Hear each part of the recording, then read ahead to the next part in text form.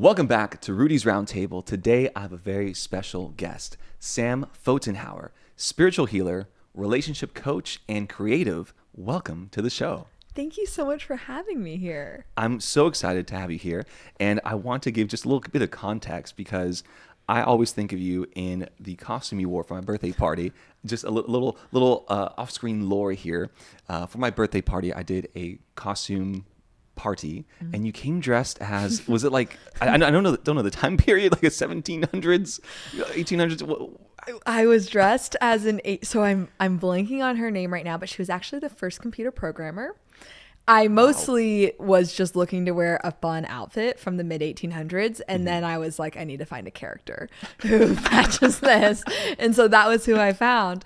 And I had rented the outfit. I love costuming. So when I heard about your birthday party, I was like, okay, well, I'm obviously going to show up for this. And it was a Lost in Time theme party, so I could do any era.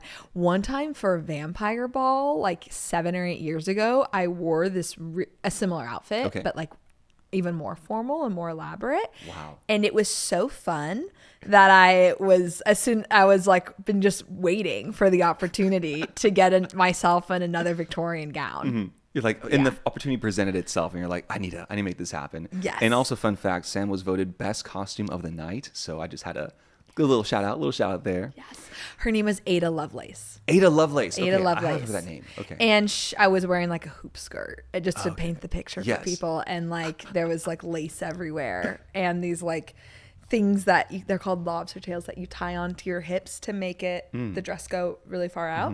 It was great. What a name, lobster tails. Who came up with that? But the reason I wanted to start off with that is that ever since I first met you, along with the energy you brought to that party, you just always had such a vibrant, positive energy around you. And I just want to first kind of get to know your story a little bit, if you can share with us. Obviously, there's always a story before the story, but can you tell us a little bit about how you got here to Austin and how you're here today doing the wonderful work that you do? Sure. So I grew up in Phoenix, Arizona, and then I lived a bunch of other places. I went to college in North Carolina, law school in New Orleans, practiced law up in New York City, then Vermont. And then I left Vermont. I was exiting a 8-year-long relationship. And at that time, I was working remotely, splitting my time as a healer and as a lawyer. So I could live anywhere.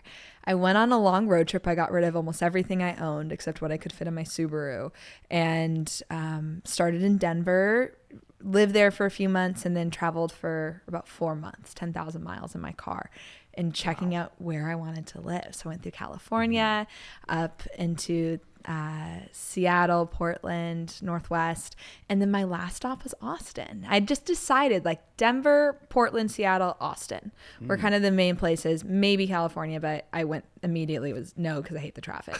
And so I ended up in Austin, and I just knew I had already liked it. I'd spent a summer here before in law school working at a law firm. My family really loves it here. We've spent Christmases here randomly, and we just enjoyed coming here. And as soon as I got here, that it was almost 2 years ago, I just knew like, I think I'm going to stay here. And immediately it just started working. Wow. Yeah. I'm so glad that you actually, well, first, what an incredible story. That's incredible. I'm so actually insightful or glad that you physically drove throughout the country, because I think when people fly from one city to another, you miss the scale and the scope of this beautiful nation, really. I mean, just how big it is. What was it like on the road trip? Can you give me a little bit more insight on there? I would love to. It was amazing. I had done a road trip before during COVID. It was 3 weeks. It was solo, and it was through Wyoming and Montana and over to Oregon. I meant to go somewhere totally different, but the first day I landed for the road trip, a big fire had broken out, and I had to totally change my trip. And I had done that trip because I was working on safety in my life and trying to feel safe in the world and in my body. And I was like, let's spend a bunch of time by ourselves and go solo camping and show myself and collect evidence that the world's safe and I can do things I want to and I'll feel safe. And it worked. I did feel safe. I was safe. And it made me realize how much I love road tripping. I didn't think I did. So then fast forward 3 years, and I wanted to give myself freedom to be able to try places. I love the road trip. One, exactly for your reason. It was so fun to be driving. It was really amazing to be driving 8 hours through Wyoming or through Colorado, through deserts, through mountains. This country is so vast and it's so beautiful. It is so stunning. Oh, yeah. And I had these moments where I just felt like I was living inside the moment, like almost breath to breath of like, this is where I am and this is the only thing that matters and this is where I'm supposed to be.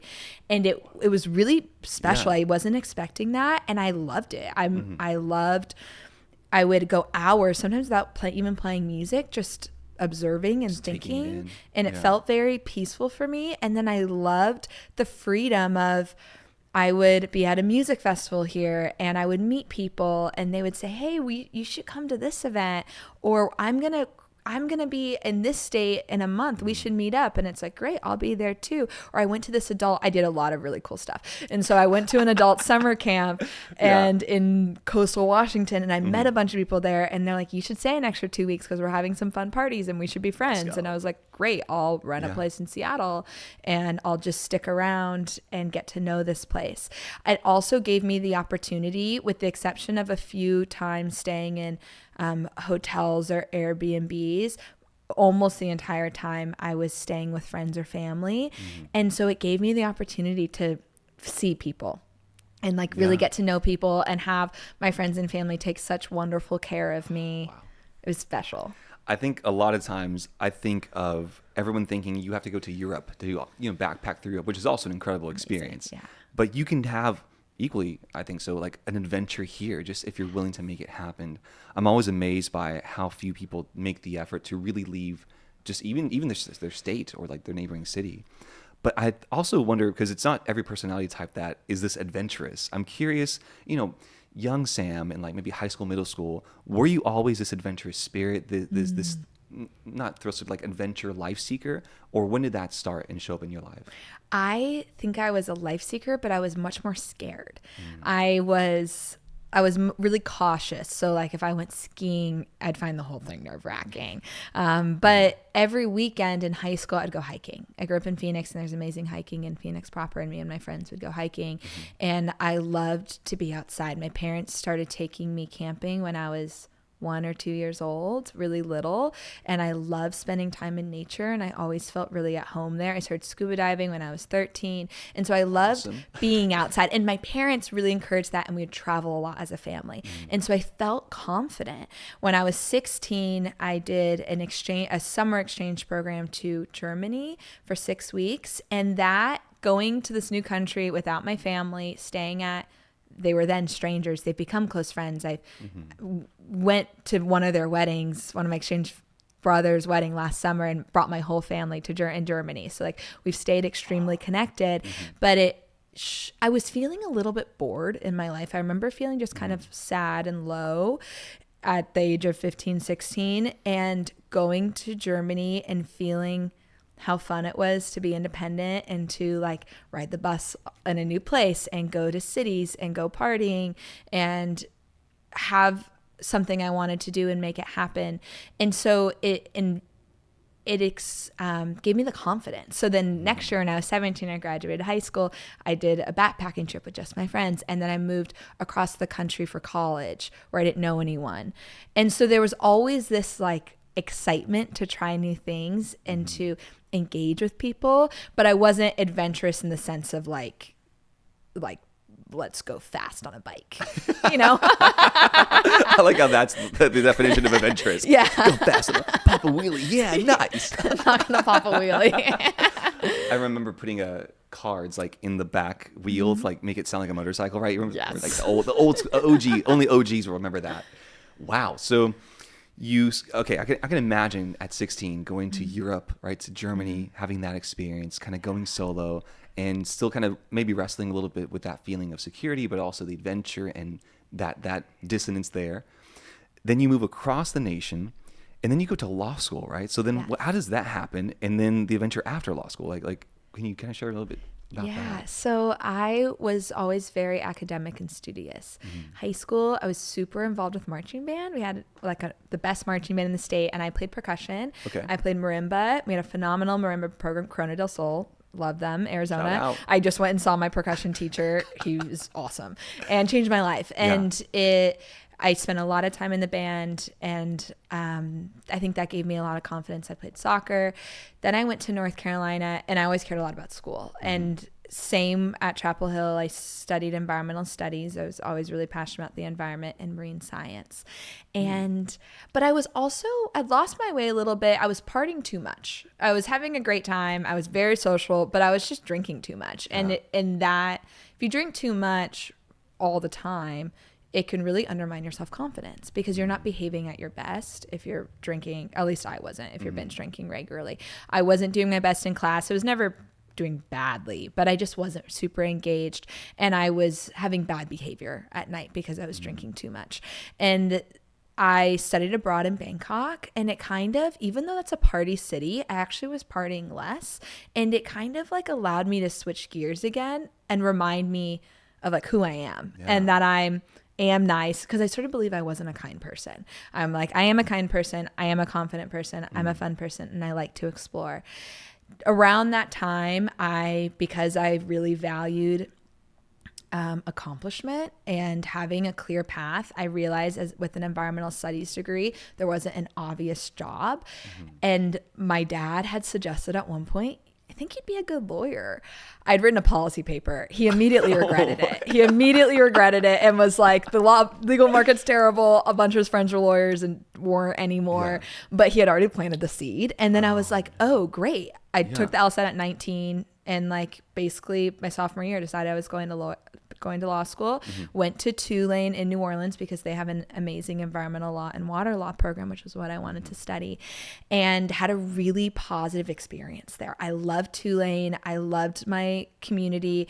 I did really well in law school. So by kind of the beginning of my second year, I already had 2 jobs after I graduated lined up, a clerkship, and then a law firm in New York City called Davis Polk that was like securities litigation, like a white shoe 1,000-person office type of firm, and it was just like perfect. I have everything planned, and then and then it all changed. I was yeah. There's always that line after that. That's the only thing I can follow that.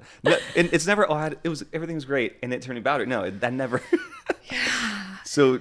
Okay, you have these jobs lined up, this incredible opportunities. You go and continue here. How then from New Orleans to New York is the new chapter in your life? I see what they did there. Yeah, okay. Love it. Yes. So after I graduated law school, I worked for a federal judge in New Orleans named Martin Feldman. I just love him. I adore him. He passed away, but he was a great mentor to me. And working for a federal judge is a really, really special opportunity because you get insight into legal practice that it's very hard to get anywhere else. You also get mentorship from a phenomenal lawyer in person, a federal judge, and other people in the office. So it was really formative for me. He instilled in my colleagues a lot of confidence in me. However, we also had great hours. And that was the first time in my life, because I had always been in school, that I didn't have this feeling of, oh, I should be doing more. And so I'd work from 9 to 5. And then after 5, and except if I had a big trial or something, I didn't have work to do. And I had an income. And so all of a sudden, and I lived with my best friends, and I was in love with New Orleans, and I was doing fun stuff all the time. I loved seeing music. Every weekend I had an amazing activity. I was working out for the first time consistently in a long time, and I felt really good, and I was focusing a lot on my health. So I'd started to become more intuitive and more curious. A friend of mine from law school started a spiritual podcast that I would listen to. I didn't really consider myself very spiritual, but I was interested in meditation, and I was already interested in psychedelics or had experimented with them, and that kind of, and I loved earth. And so it was kind of like adjacent. I ended up also at that time, this is an important part of the story, for the first time in my life, even though things were going so well, I started experiencing intense anxiety, and I would feel like my throat was closing. It started on my 25th birthday.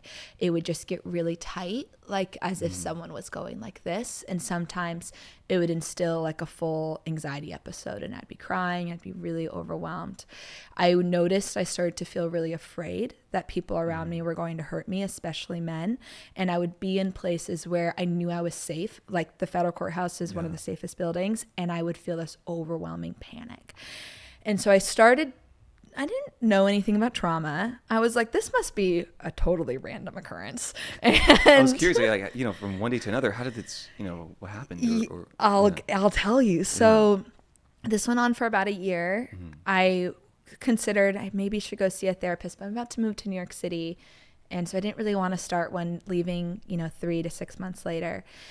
I was trying a lot of things in my life at that point, because I was really wanted to find a hobby and develop hobbies before I went into an intense work time. So I was going to everything. I was going to swing dancing classes, cooking classes. I ended up at a sound bath in energy healing. I didn't really know what it was. I thought I was going to learn about crystals, what they were. It wasn't that. It was a healing experience. And I get there. It was almost exactly 7 years ago. It was June in 2018. I get there and they have us all lie down and they tell us this is work and this is time to heal something. And my first thought was, I don't have anything to heal. My life is perfect. I'm having such a great time. And then my second thought was, you keep having anxiety attacks and feel unsafe. Maybe there's something there.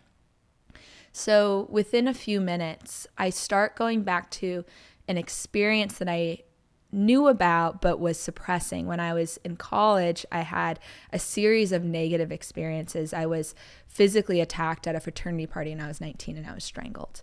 And then 2 months later, I was sexually assaulted. And then 2 or 3 months after that, I was chased by a group of men, but was able to get away.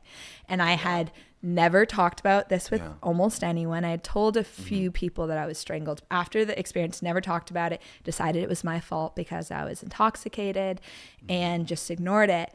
But there were a lot of signs. I was disassociating frequently. I was afraid of men. I would get really overwhelmed. And in that experience, I felt it all come up. I heard this voice tell me, you have to look at this. If you don't, you will become afraid of the world and you'll become numb to your life. You need to start feeling this and you need to talk about it. And right after I heard this voice, the healer came up to me because we're lying down with our eyes closed and she put a crystal over my throat and she whispered, you have something you need to start telling people. What? And this was the first, I guess, experience of this kind that you'd had. First off, thanks for just sharing just that raw humanity of those experiences. And now, the Sam at that point, right, do you remember feeling, because that's a lot to stare into the void, to stare into the darkness directly, right? Do you recall, kind of getting over that, or getting through it? Like once that happened, when she places the crystal, like just that, it must be like you're working through, trying to navigate that. What was that experience like? It has been 7. I'm still navigating parts of these. Like even last month, I had a big kind of healing experience with the sexual assault, but the healing of the throat took about 3 years, but I feel for the most part totally free of that fear and what that did to me. My first step was to tell my partner who I lived with, who already knew, but I kind of mentioned it vaguely, quickly. And don't touch me on my throat because and that was it. And I came home and I shared the whole thing. Yeah.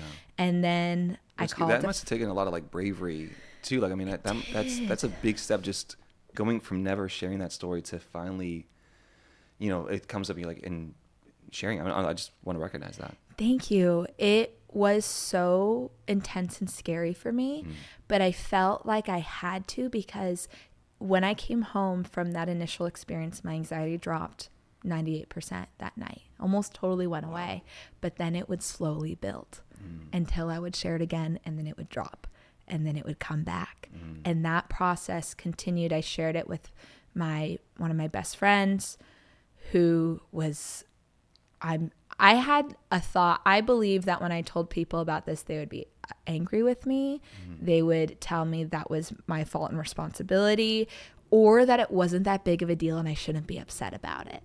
And even though I knew if someone else told me that, I wouldn't have that response, but I just couldn't get over it. And so each time I shared it with somebody and they were met with compassion, sometimes anger on my behalf, but never at me, a seriousness, it showed me that that wasn't true. And on the other side, I had a lot more intimacy with the people around me. All this shame started to come off and I started to feel lighter.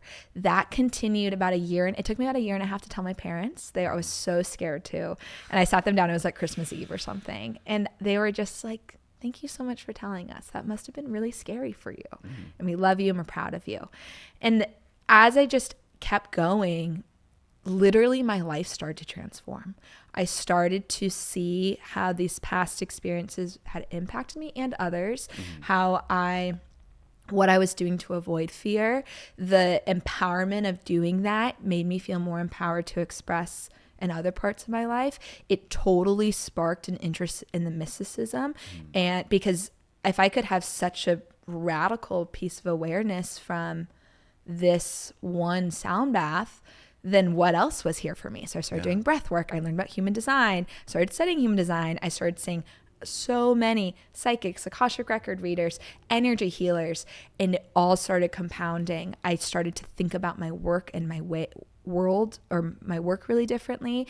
And then about 3 years later, this is like, I'm kind of skipping some things, I started sharing my work as a healer and shared all of these stories on my podcast. And that's why I started the podcast, was to share kind of in more detail everything that I just talked to you about. I love the yin yang or yin yang, right? The idea of having positive in negative or negative in positive.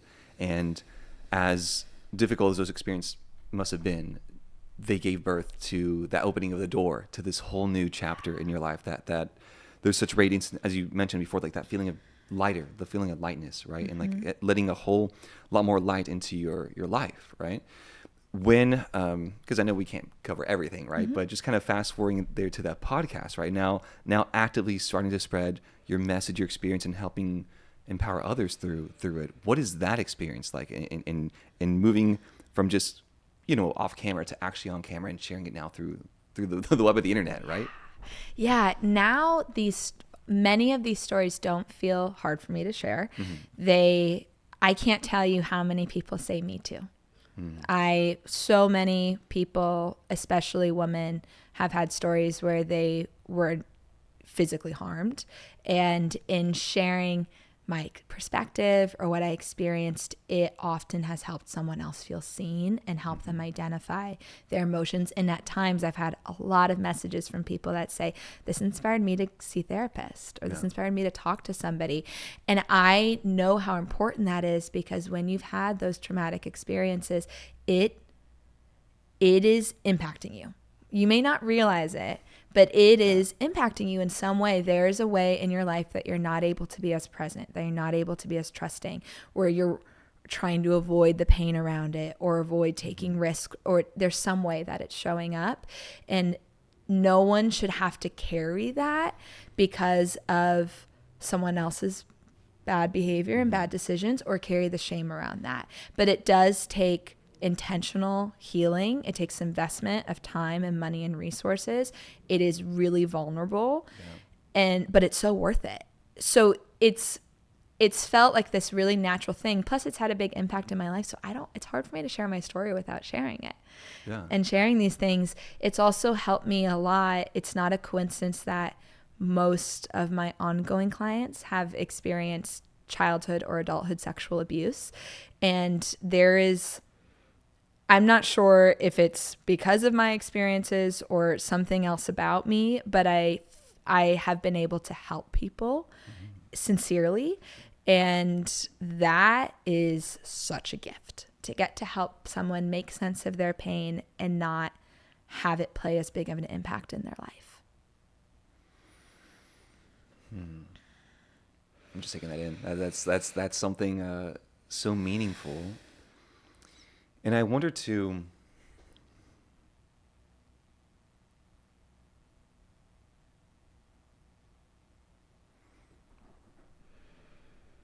I wonder if people can just sense it, right? Or they feel like that, almost like a calling to be connected to you, that have felt that or have gone through anything similar through that. And also the feeling of, I know for me, it hasn't been those experiences, but in my challenges, my experiences, a lot of it has to be with like personal ego or these different challenges that are just self-esteem, right? It's in being a magician, it's the realization that what feels like evil or pain oftentimes feels larger than what it is, right? And that feeling like, oh no, this is such a huge weight. How can anyone overcome this? And many times we choose to bear it ourselves, which is one of the worst things we could do. In sharing it, the load becomes lighter, right? And we recognize that it doesn't diminish the impact of what happened, but you realize that you are actually greater than that, and you can grow and be greater than that. I think a lot about, so I had a friend pass away. So in my childhood group of friends, maybe like 6 best friends, 7, one passed away, so 6 left. And we all crossed 30 except him, right? So it's tough. It was a very difficult moment for all of us. And what I've realized is that pain has, healed a lot throughout the time, but I think it'll always be there, right? It's a mix of pain. It's cherishing that experience, but then also recognizing that I can continue growing as a person or as a soul. And even though that is still there, like you mentioned, it is still part of your story, but it doesn't have to define entirely who you are, right? And if anything, what's so amazing is almost like transmuting that energy to like help fuel and help others, right? Like the fact that you, through all this different work, you've taken something that could have, and that so many people just never transform, you've been able to change it in your life and help others, right? So I don't know, I just really admire that you've taken the time and the work, which is not easy to go through that. Thank you so much. The pain of things it can take up so much space, but as we work with it, which can be feeling it, expressing it, sometimes for people it can look like moving it creatively, like drawing up or singing about it or whatever helps you. I'm thinking of like Play-Doh, like working with the clay. It gets smaller, and then it leaves all this other room for love, compassion, joy, purpose, direction. Sometimes the container gets bigger, so the pain stays big, but then there's just more room around it. But either way, you create room.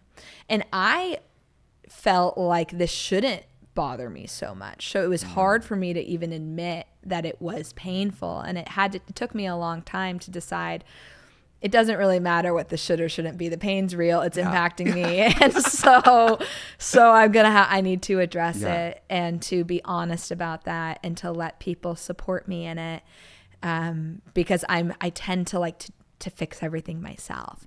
And the biggest lesson of this has been the more when I can wisely bring people into it, obviously practitioners, but also my parents or close friends, and I can let them know I'm actually struggling with this right now and this is painful for me. It helps to lightly disperse it, and I get wisdom and I get support, and it feels easier and lighter, and it actually transmutes it. The honesty is huge, and I think as important as these maybe heavier moments are, right? I think they can also provide a good springboard for the lighter things. And so I want to take a moment to like springboard now, right? Let's go into the light, right? Let's go into the fun. Let's go into the radiance, right? In what areas of your life? I know you mentioned the music earlier. What areas of your life now do you see that radiance now, like blossoming? Oh my gosh, every area, every single area. I think I love seeing live music. That makes me feel the most alive and vibrant version of myself. And when I went to I see a lot of music. I've seen music, I think, like every week for every month since forever, but I think in the last month, like every week at least. So, but I saw my favorite band, Widespread Panic. I'm obsessed with them. And I saw them at the end of June, and they make me feel so alive, like unlike anything I've ever experienced. And I'm leaving this concert and I'm just like, I immediately book a run with a 3-night show in Milwaukee. And I'm like, I don't know anyone going. I just have to go because I can't let this exist and me not be there for 6 months or for a year or whatever, because they're not Yeah. coming anywhere. They're not coming to Austin this year. So I got to go. And I just feel this like, okay, if I feel that aliveness, I'm going to do whatever I can to feed it. The thing that's brought a lot of radiance into my life as I've been, spirituality has been a huge part of my healing process, and not just healing, it's of my life and my growth and all of that. And one of the gifts of it is that it makes every day feel like the ordinary can be extraordinary. Let's go. It makes going on walks so amazing. And I just get to see all these incredible trees around me. And it's like, I can't believe you guys are here and I'm here and we get to be with each other. And I get to then go home and make awesome eggs. And I loved my lunch today. And then I'm going to color later. And it's just like the feeling this deep appreciation and joy for all the things in my life.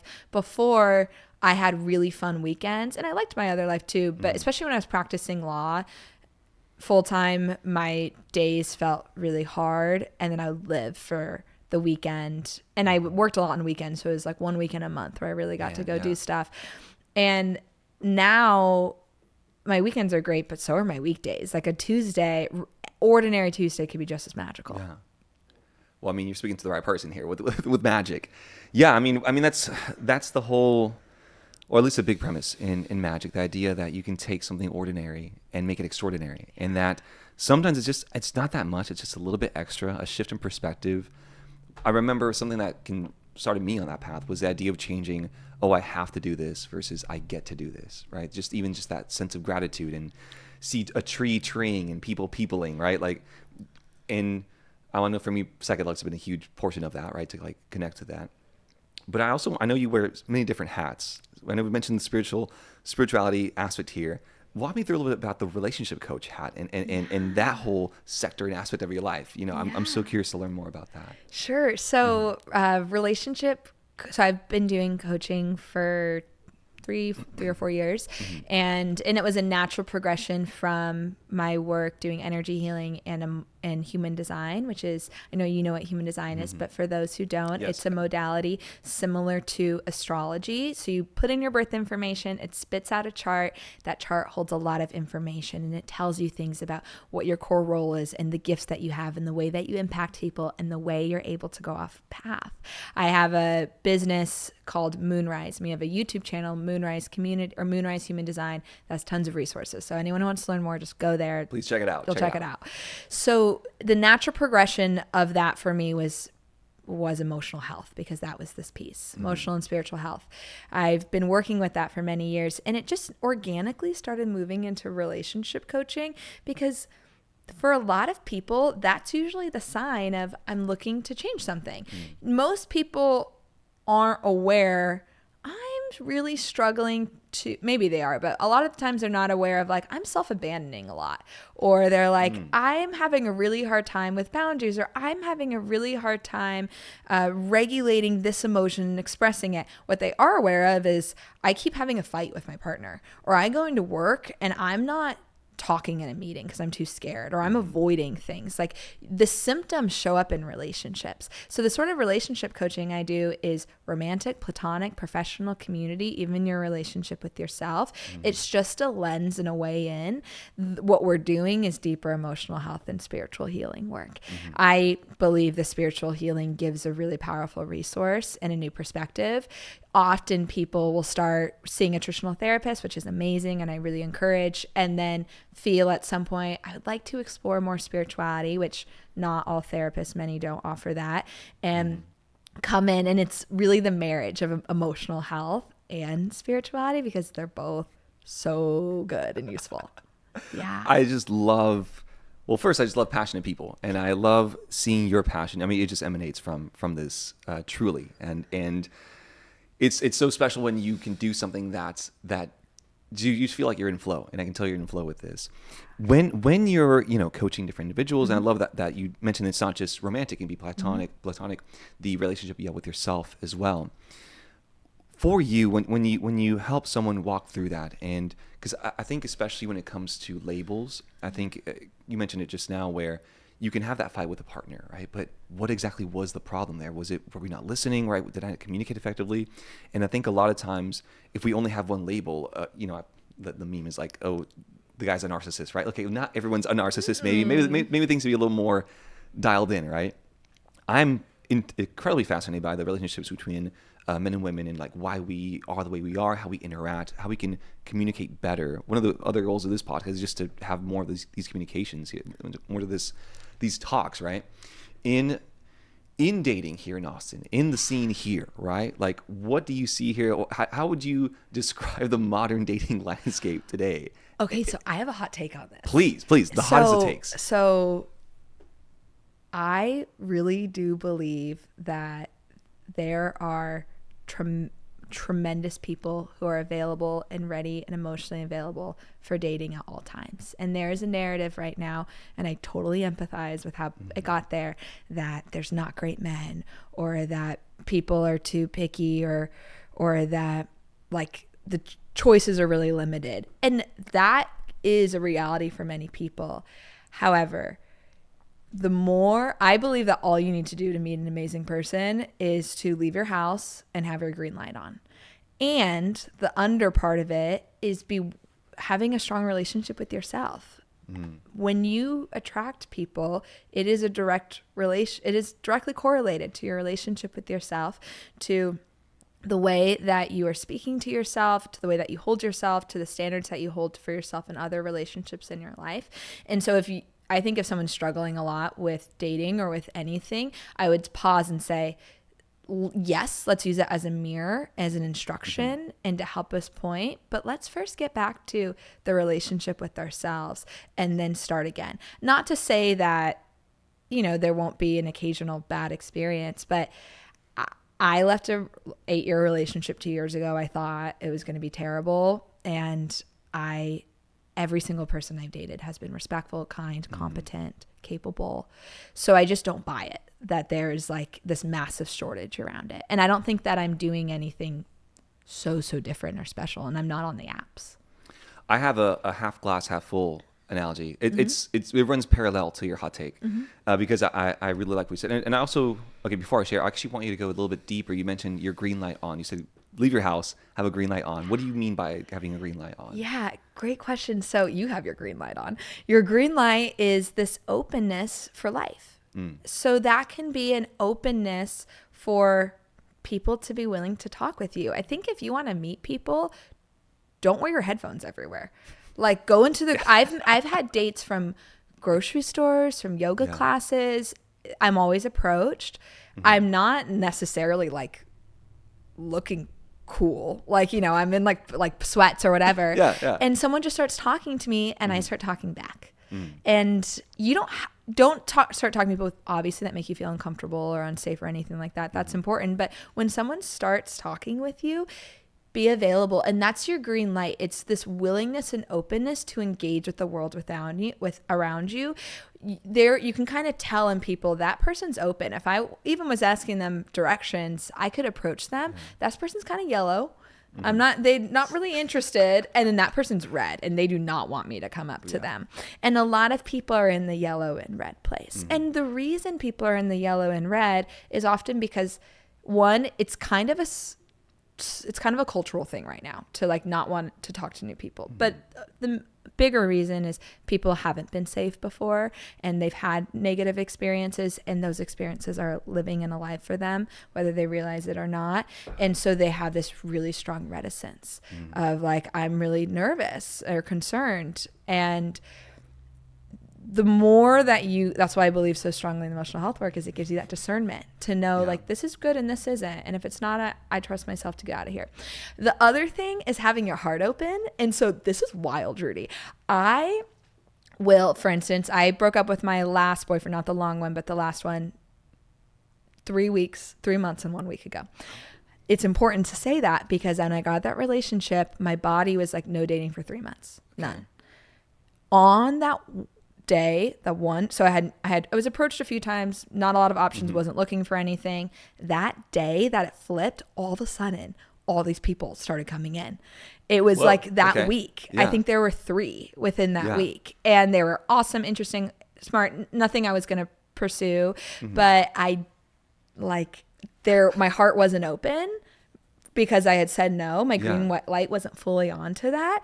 And then I decided like, okay, I'm open to what comes through. Consciously or subconsciously, there was some barrier or some, like the yellow, like the red light. I love the stoplight analogy. It's very, very good. Because you can see that not just in relationships, but just people in general, right? Like you mentioned, even just asking someone for directions. Someone that's like coated up, earphones on, shades on, they're going to be a little more difficult to approach.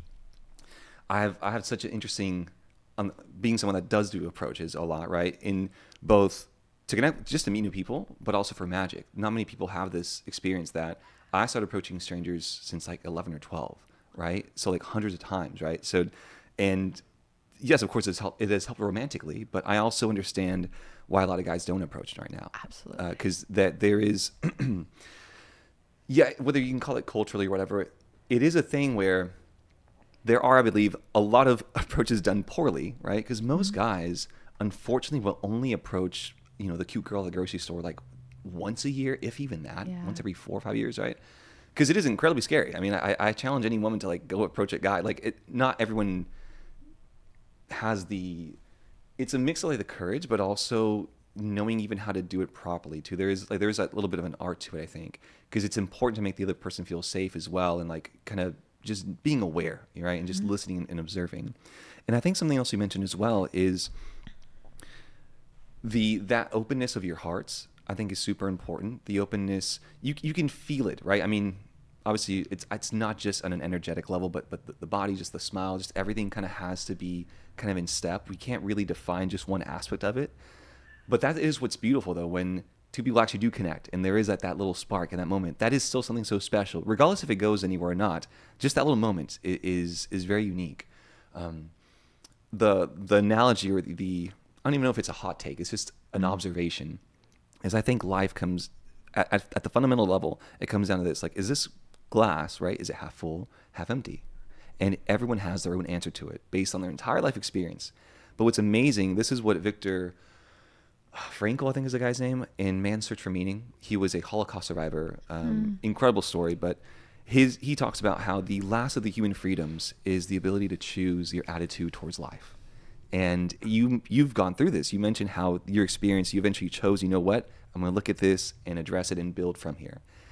And we all have that option and that freedom to choose, okay, this is reality, but you can almost put a spin on it. Okay, are things good? Are things poor? And I think that people see what they want to see. I can't tell you how many guys and girl friends I have that are like, oh, like all men are trash here, all women like suck here, right? But they already made the answer before they even started, right? They're starting from a position of this is how it is.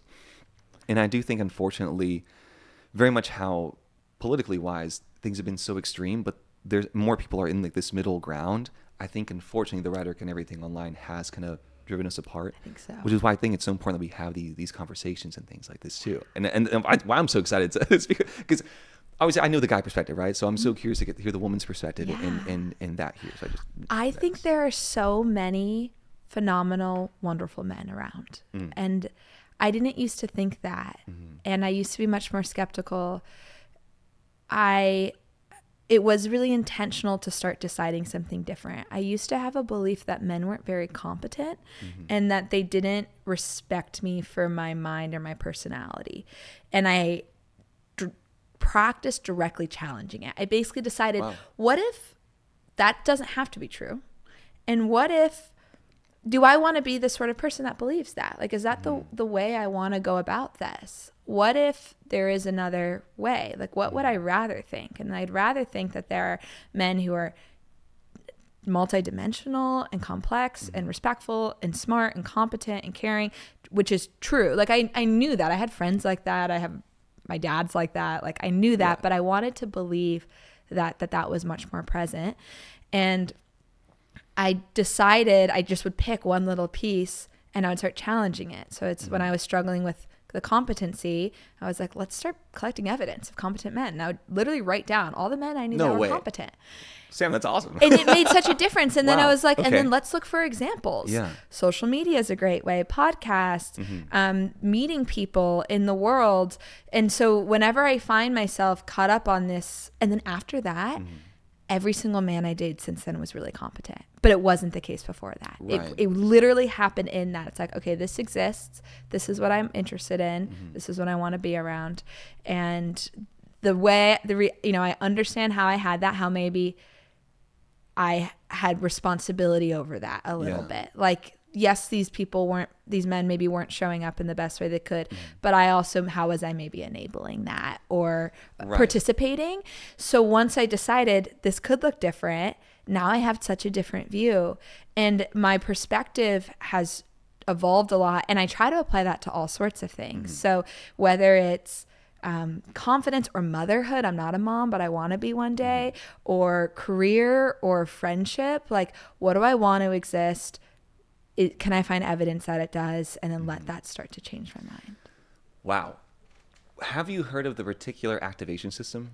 RAS? Okay. And it's a lot of fancy words. I love it. Let me just say, I'm a little I have like glasses. Professor Rudd, right? The reticular activation system, this is the same thing where if I were to ask you, look around and count all the things that are red here, right?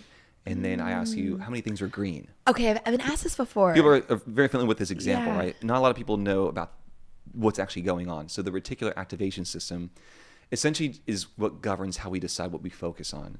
And what's incredible about that, if I ask you, look at all the things that are red, if I ask you that question, your filter for red widens. So things that are red-orange, you would classify as red. Things are, just, yellow, whatever it is, right? And so, this applies to business as well. If you believe there are no opportunities to get a job, then that's probably going to be the reality you encounter. But if you believe, no, there's actually opportunities all the way out there and I can help influence these, you're going to start seeing more things like that happen. Same thing with the competent men idea, same thing with the idea of almost flipping. So as magicians, we use this as a way to entertain people. Now, it can be used to deceive people. That's also the double-edged sword of this, because it's the Bible, right? What you seek and you shall find, right? The idea that if you're looking for, if you believe that every girl's toxic, every man hates women, whatever, you will find more of that, unfortunately. And it can also come from that place of, what, you took that first step of believing, no, things can be better, right? And huge props to you, right? And I think a lot of people don't know that they have that power, and it's like, whoa, I can actually shape my reality through that. And it's a vulnerable thing, and I can speak to certain women that have this experience, and I imagine many men would too, of, let's say there are respectful men. Sometimes it can feel like if someone's listening to this and they're kind of like frustrated or bothered by my optimistic view of dating, it may be that there's a part of them that wants all their experiences with disrespectful men validated, or they feel like, because I'm saying, no, it can be better, that I'm somehow invalidating all their real experiences. And the same can be true. Women are not toxic, and it's like, but what about all of these? That is then the suggestion of, okay, there's some pain here that I need to look at, because I'm not willing to let go of this experience, because there's a part of me that really needs someone, maybe it's myself, saying that was real and that did happen. That doesn't mean it has to happen again. I could talk to you for days about the whole relationship thing, and I want to more, but I want to also get some time in with the third hat you wear of creative, right? I know that's a very, I don't know, I love creativity and all that. Tell me your creative journey and your reality as creative today. So when I told you that, of like, call me a creative, it's because I'm working on a creative project right now, and it'll be coming out soon. Like, the social media, I'll start sharing about it in the next few weeks. It's a video podcast project called The Artist Rendezvous. Video podcast and social media, and it's something I'm really trying to just create this living, breathing experiment for me, and then hopefully others will benefit from it too. And the premise of this, it started as a podcast, and it will be bigger than that. When you go into certain places, you can feel the felt sense of inspiration. You can feel that whoever created it was really inspired, whether it's a restaurant, whether I saw Lucas Nelson playing with Willie Nelson. Lucas is Willie's son, playing this song, and I think I started crying. I was really moved by it. And then I listened to it 100 times that week. You could just feel this was born out of inspiration. Restaurants, art pieces, shops. I have been wanting to talk to people about that. And so for the podcast, I've been interviewing creatives and creative entrepreneurs in Austin about that creative spark and what their creative process looked like and their creative risk and what it was like to create something. Because it's one thing to have a creative spark. It's entirely different to do all the things, to form the LLC and to do all the work and to spend the money and to turn it into something that then other people get to do, which you have done so many times in your life. And it takes a lot of conviction and confidence and grit, and hopefully also is joyful and fun. And there's a lot of teaching in there. So with this podcast project, I'm interviewing these creatives and I'm talking to them. And then with the social media arm, it's mini versions of that, emailing or interviewing everyday creatives and learning about creatives and the creative process. Because one, I think people benefit a lot when they create more than they consume. And most of us, that ratio isn't quite right. Yeah. That balance. Yeah. It gives us purpose and fulfillment and perspective, and it orients us to beauty and like wonder, like you're saying, with what you pay attention to. When you start paying attention to creativity, all of a sudden you see so much of it in the world that you don't notice before. Well, I didn't notice if I may interrupt for just a little Please. bit, I think, I mean, it's tough, but I think in order to be creative, you have to be intentionally bored. It used to be a thing where most people, I mean, we've seen the change between pre-internet and post-internet, but I think a lot of these youngsters out here, a lot of this Gen Z don't understand that for most of human history, most people have been bored, and in that boredom is the birth of creativity. I think Absolutely. Yeah. I absolutely agree. I did a silent day 2 weeks ago where I did no technology, text, emails, turn everything off, no music, books, TV, any content. Yeah. My intention was to get some clarity of my social media strategy for this project. Okay, I get it. And what I just wanted to be like, what do I want to create right now? What's inspiring me? And I knew it'd be good. It was actually so easy. I woke up, I went on a walk, I went on a bike ride, I drew, I cleaned, and nothing really came to me. But then the next morning I woke up and all of a sudden just all came out. Wow. I like to deprive myself of things in short spurts because it helps me be more grateful for them, and it usually helps me get clarity. So with this project, it's really more for me. I'm not by any means a creative teacher. Like, I am a student of it. I'm new to it. I've only recently started viewing myself as a creative, and I need constant reminders that it's worth pursuing and that doing things simply because they spark curiosity and fulfillment and connection is a good enough reason. So most of this is because these are the conversations I want to have. These are the people that I want to meet, and I need the constant reminders to get out of my house and go engage. Well, this is your reminder to get out of your house, engage, and that what you're doing is worthwhile and it's something the world needs. Thank you. I'll just let that sit for a minute. I was like, just let that sit for a minute. I also want to talk about music, because music is it's showed up in every aspect of your life, at least in every stage of your life, sorry. Tell me about your journey with music. I know that you had marching band with percussion and marimba. I know you're following the different artists, but what is music in your life? What does that mean to you in that experience? I can tell it's deep in there. Music brings me back to myself. I use all these, I'm a coach and I'm obsessed with like personal healing. So I have all these like tools and journaling and whatever. If I never had any of that and I just went to concerts, it would probably do a lot of the same thing. Because it brings me back into myself. It reminds me what's important in my life. It literally feels like the purpose of life. It inspires me because the entire experience is created by people on stage who've developed mastery with this instrument, which is like their throats or wood with strings on it or whatever, has made it. And then, but it's requires the fans and the audience to have the experience. Like, it wouldn't be the same if they were just playing to an empty room. So it's this entirely collaborative experience. And I've had so many moments where I literally think like, it feels like creating the most magnificent sandcastle on a beach and the ocean's going to wash it away. Because it's like, no one's going to know what it's going to be like. And it's like, you guys won't know what it was like to be here watching this magic. And then at the end of the night, it goes away and it dissipates, and you can have recordings and all of that, but like it is so felt, and then it goes away. And then if you're blessed, you'll get to do it again. What a great way to phrase it. I've never heard it phrased that way. And that really captures the spirit of it so well. It's so many people coming together for just a little sliver of time to build the most incredible sandcastle, right? Because not just the artists, but all the behind the scenes, being a producer, like the production team, like the hundreds of people that set everything up, all the logistics there, then the fans show, like it's just such a communal thing, right? And I think it's one of the kind of closest aspects, right? Not in its entirety, but just one of the closest aspects of a church, of a service, of something greater than yourself, right? Because there's something where one person individually is okay, but then you keep adding, and it's not addition, it's like multiplication, right? It's exponential. I get teased a lot because I went to Coachella for the first time this year, right? Fun. And it was insane, right? I have so many stories. I'm happy to tell them. But one of the biggest things, let's see, which one to talk about? Okay, let's talk about the Green Day one. So for Green Day, that's been my favorite band for the longest time. It's in their American Idiot album is in my room, right? Cool.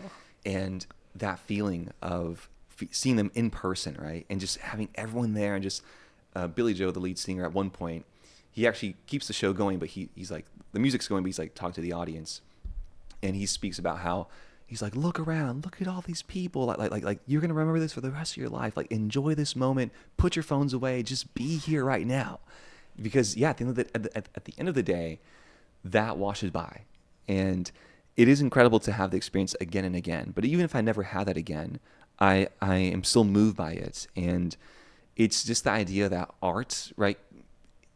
Life is already worth living, but music and art just make it even more enjoyable. And I think it's truly necessary as a human. I agree. It's so necessary. It is the purpose. Mm-hmm. And for me, it's been music, but I know for other people, it could be fashion, or it could be painting, or, there's so many different creative modalities that I look at and I'm like, no, that's cool. But it doesn't do it for me like music does. But I hope everyone keeps exploring until they find that thing, that zing, where it's like, that was awesome, and I got to do that again. I need more of that. Yeah. I need more of that. And I'm so excited to get to participate in this. And what I love about, for me, with music is it's just evolved a lot. And there's so many rooms it can play. It's like, you want to have an amazing party and just throw down, great. You want to have a expansive experience where the music somehow takes you on a journey and you view something in your life in a different way, wonderful. You want to be connected to community, fantastic. You want to be inspired by just pure creativity, you got it. It can journey in so many places. Yeah, it's almost like the ultimate. I think of it a lot like water, where water has so many functions. We use it in so much of our daily life. It's 70% of what we are, right? And just how it's the same thing, but it's so different in different ways. You can use it as steam to power an engine, right? But you can use it also to sanitize, right? To clean, power wash as well. There's so many applications of it, right? And music, both in sound therapy, both as someone to express something, and for protest, right? For unison, for adoration, for sticking it to the man, whatever it may be. Romance. Oh, romance. Let's go. Yes. Yeah. Yeah. It's incredible. And I started playing piano when I was 6. So it was a part of my life. I played for 10 years and I don't play anymore, but I can still read music. So I my parents still have a piano. So sometimes when I'm home, I poke around. Yeah. And I played music up until I was 19. So for 13 years, I was playing music every day. Mm-hmm. But I was never creative with music. And I define creativity as there's inspiration within creating something new. I didn't have that inspirational flow. I was doing it more mechanically. Here's the right note. Oh, okay, right. And which is great, totally fine, more technical, but there was never a flow or improvisation, or maybe occasionally really getting into it because, we'd play the same thing so many times that it had that, but it never really felt like this expressive quality. I loved getting to be a part of a large ensemble, creating something special with 100 musicians playing at once. Like, that's really cool. But it's more for me, I loved marching band, and my brother played in what's kind of like a semi-professional marching band called Drum Corps International. No, it's I know Drum Corps. Yeah, well, I wasn't in marching, but I was in band. So yeah. Okay, so you know a Drum Corps. So last summer, I drove to San Antonio with my mom, who flew in so we could go to a Drum Corps show. What? And I still loved to. He was in Santa Clara Vanguard. I was never like a Blue Devil fan, but they're on Spotify, so sometimes I like listen to. No, they go hard. They go hard. They're so hard, and I think I was crying at the like dome watching these 20 teenagers and 20-year-olds play, but it's magnificent. Yeah. No, it's Coachella for marching bands. I'm so glad you know what that is, because this is like twice in my life that I like really meet, unless they were in marching band with me. Mm-hmm. Yeah, I never encounter like friends in the wild who know what that is. Yeah, marching band is a pretty niche. It's a pretty niche group of people. Yeah. Yeah, I was in band and in orchestra, and so what instruments did you play? I played clarinet and I played viola. Wow, both so technical. Cool. Yeah, it's pretty wild. What's so interesting is that for me, I've actually been on the opposite end for most of my life, where I learned how to read music and everything, but for me, it's always come down to improvisation, right? So that's been like my wheelhouse. And yeah, I was a beatboxer for like a cappella group. I was in a freestyle rap group, so like that was like a whole thing. You're a triple threat. It's wild. But before I let you go, Sam, I want to know, what's next? What's the on this journey of life, what are maybe some things you're excited for? Obviously, we never know what the future may hold, but what are some fun things that you're looking forward to in the future? I'm starting to really lean into this project, the Artist Rendezvous. Mm-hmm. So that looks like, nothing's launched. So putting the website out, putting the social media out, I'm focused on it more. I'm hoping to do at least like 6 months of a year of like hitting it with social, which because of my other businesses, I know what that takes. I know it's going to be a lot of work, but I just want it to exist. And I want for this to work, I want people to find these podcast episodes. Like, I want them to hear these stories and to be connected to these amazing makers. And the only way that's going to work is if people know about it and then try, and then we'll see. And who knows what's going to happen. But that is what I'm gearing up to do. I have some great music lined up, so I'm looking forward to that. I love spending time with my family. I'm curious and excited about dating. I plan to start dating again. Like, I'm not really going to do anything for that, but I'm just going to be open to green light, right? I'm going to have green lights on. I'm going to have my green light on, and I know that wonderful people will come in, and I'm excited to expand and pursue friendship here in Austin. I love living here. Amazing people have come into my life in the last few months, and I want to develop those friendships and be available for more. And I'm really curious, like, who I'm going to meet and what I'm going to learn about. Oh, well, that is an incredible vision for your future. Before we wrap up, where is the best place for people to find you? People can find me on my Instagram at Wild River. I have 3 at Wild River. I have 4, but 3 I'll share. At Wild River, that's spiritual emotional health. At Moonrise Community, that's human design. We don't actually share a lot on there right now, but it's a good jumping off point if you're interested in human design, because all of our resources are saved on there. And then at the Artist Rendezvous, which will be launched in August, so depending on when this comes out, but if you listen to it later than that, please check it out. I would love for you to be there. I'd love for you to tell me cool creatives that because I want to share their story. Well, as we close, Sam, I want to thank you first for your time. And thank you for your energy, for bringing such a light here into the room, into this life.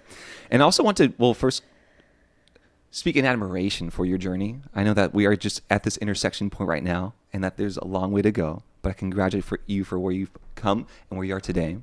I think that the work you do is super important, and I think please keep doing this. This new project, a new endeavor, new podcast, the world needs to hear it. The world needs your voice, and I'm so glad to be here with you and to kind of share a little bit of my light with your light today and kind of bring it together in this music of connection. Rudy, you are such a joy. You are so radiant, and you're so articulate, and you are so expressive and supportive, and I'm so happy to have met you.